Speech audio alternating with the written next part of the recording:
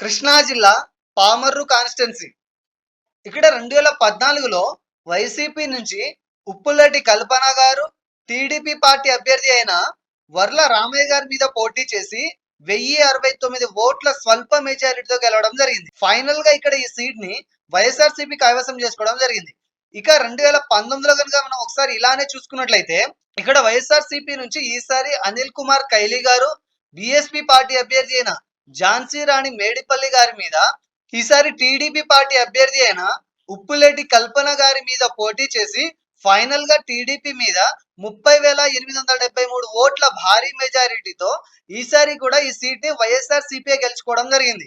ఇక ఈ 2024లో ప్రస్తుత పరిస్థితిని కనుక మనం చూసుకున్నట్లయితే ఈసారి టీడీపీ, జనసేన, బీజేపీ కూటమి అభ్యర్థిగా టీడీపీ నుంచి వర్ల కుమార్ రాజా గారు పోటీ చేయడం జరుగుతుంది. ఇక వైఎస్ఆర్ సిపి నుంచి ఈసారి కూడా అనిల్ కుమార్ కైలీ గారే ఇక్కడ పోటీ చేయడం జరుగుతుంది. ఈసారి వీరిద్దరి మధ్య జరిగే ఈ హోరాహోరీ పోరులో ఇక్కడ గెలుపు ఎవరిదేనంటే ఈసారి ఇక్కడ తలబడే ప్రత్యర్థులు సమ ఉజ్జులు కావడంతో ఈసారి ఇక్కడ ఫలితం క్లీన్ కాంటెస్ట్ గా మారబోతుందని చెప్పవచ్చు.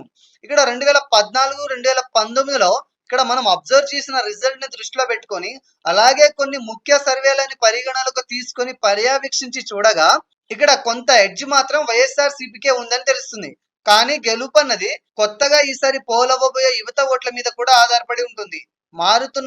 మారిన సమీకరణాలను బట్టి యువత ఇటువైపు మొగ్గు చూపితే ఆ పార్టీనే ఈ నియోజకవర్గాన్ని కూడా కైవసం చేసుకునే అవకాశం ఉంది.